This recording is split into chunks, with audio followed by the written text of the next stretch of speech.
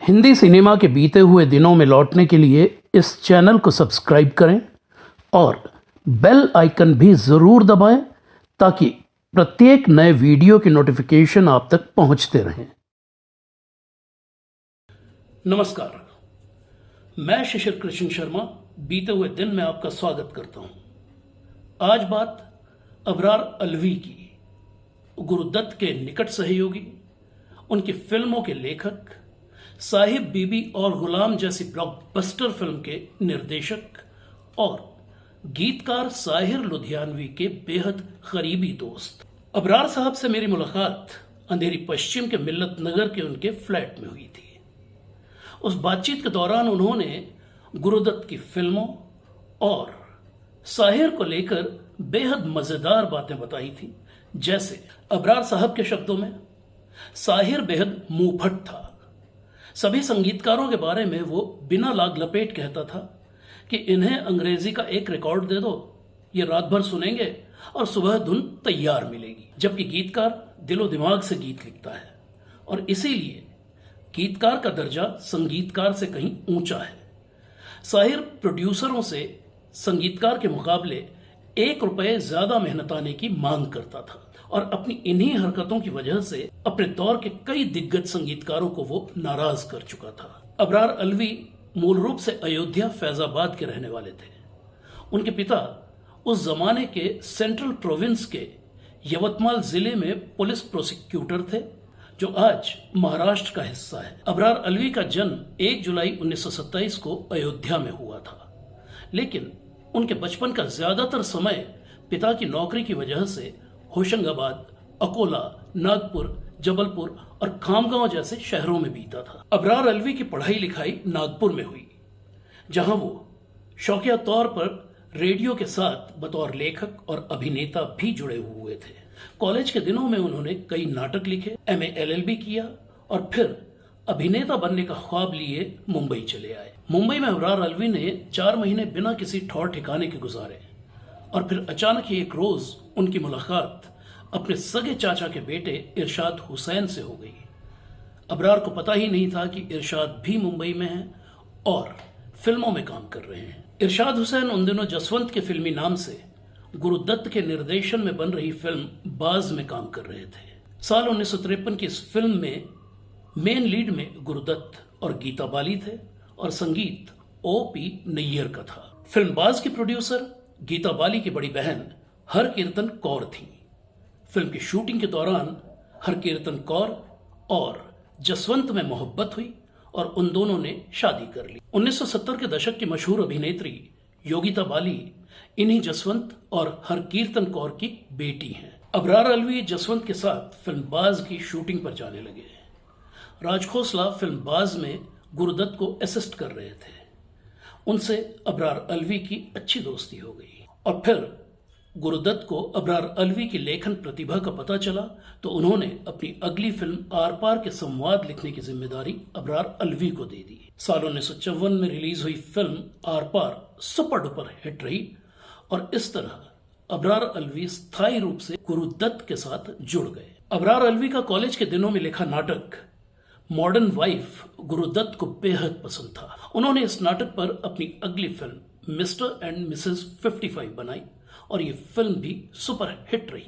अबरार अलवी कहते थे, नागपुर में मेरी मुलाकात एक दोस्त के जरिए रेड लाइट एरिया की एक लड़की से हुई थी। वो गुजरात के एक मंदिर के पुजारी की बेटी थी, जो अपने प्रेमी के साथ घर छोड़कर भाग आई थी और धोखा खाकर यहां आ पहुंची थी। उस लड़की के तौर तरीकों, उसके संस्कारों, उसके बातचीत के अंदाज ने मुझे बेहद प्रभावित किया था। फिल्म प्यासा में वहीदा रहमान का चरित्र गुलाबो मैंने उसी लड़की को ध्यान में रखकर लिखा था। अबरार अलवी शूटिंग के दौरान हमेशा ही सेट पर मौजूद रहकर कलाकारों के उच्चारण और भाषा पर नजर रखते थे, लेकिन किसी वजह से वो प्यासा के सेट पर नहीं जा पाए। इस फिल्म में राधेश्याम और महमूद गुरुदत्त के बड़े भाइयों का रोल कर रहे थे।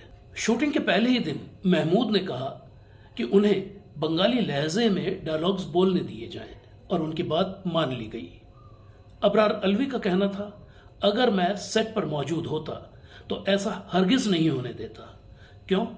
कि ये बंगाली परिवार बनारस का रहने वाला था, जिसके सभी सदस्य भोजपुरी मिश्रित हिंदी बोलते हैं और परिवार का सबसे छोटा भाई गुरुदत्त हिंदी उर्दू का शायर है। ऐसे में एक सदस्य का बंगाली लहजा कुछ हजम नहीं होता। फिल्म प्यासा के गीत साहिर लुधियानवी लिख रहे थे।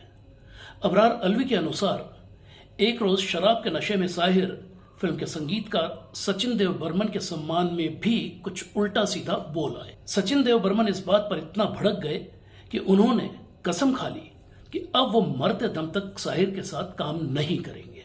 उस वक्त फिल्म प्यासा का आखिरी गीत लिखा और रिकॉर्ड किया जाना बाकी था। अबरार अलवी और गुरुदत्त ने सचिन देव बर्मन को बहुत मनाया तो वो थोड़ा नरम पड़े। उन्होंने कहा, ठीक है, उससे गीत लिखवा लाओ, मैं धुन बना लूंगा, लेकिन मैं उसके साथ सेटिंग में बिल्कुल नहीं बैठूंगा। उधर फिल्म प्यासा का क्लाइमैक्स भी लिखा जाना बाकी था, लेकिन अबरार अलवी को एक ऑपरेशन के लिए अस्पताल में भर्ती होना पड़ा।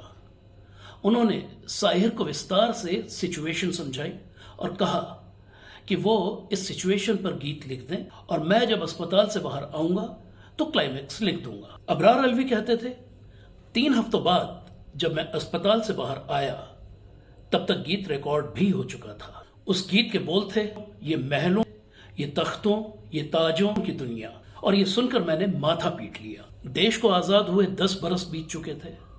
राजे रजवाड़े रियासतें अब रही नहीं थी।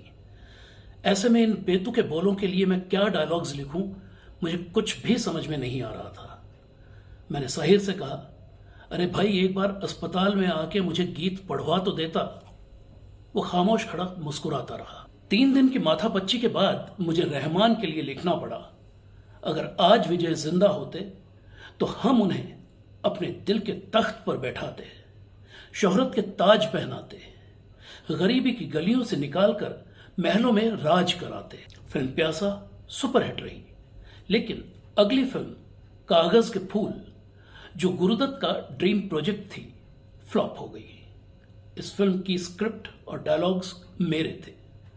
फिल्म के फ्लॉप होने ने गुरुदत्त के आत्मविश्वास को हिलाकर रख दिया और इसका नतीजा ये हुआ कि अगली फिल्म 14वीं का चांद के निर्देशन का जिम्मा गुरुदत्त ने एम सादिक को दिया। हालांकि गुरुदत्त ने एक बार फिर से हिम्मत बटोरी और खुद को फिल्म साहिब बीबी और गुलाम के निर्देशन के लिए तैयार किया। मैं उन दिनों बाहर की कुछ फिल्मों में व्यस्त था, इसलिए मैंने 4 घंटे की स्क्रिप्ट स्पूल पर रिकॉर्ड करके गुरुदत्त को दे दी।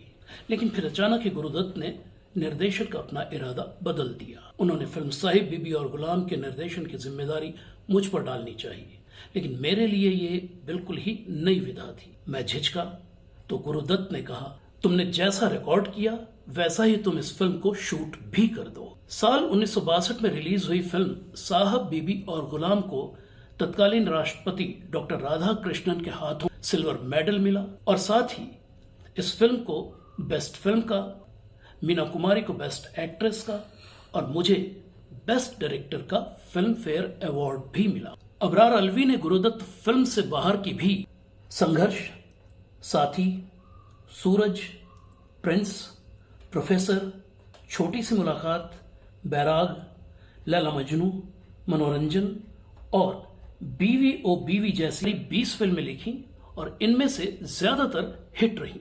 अबरार अलवी की लिखी आखिरी फिल्म साल 1995 की गुड्डू थी, जिसके मेन लीड में शाहरुख खान और मनीषा कोइराला थे। करीब 1.5 दशक का सेवानिवृत्त जीवन बिताने के बाद 18 नवंबर 2009 को अबरार अलवी का 82 साल की उम्र में मुंबई में निधन हो गया।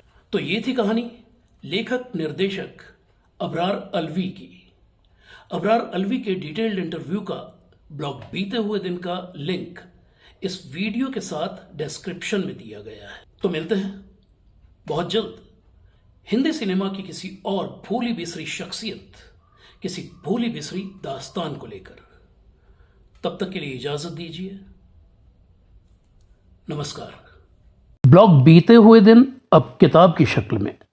डिटेल्स इस वीडियो के साथ डिस्क्रिप्शन में देखिए।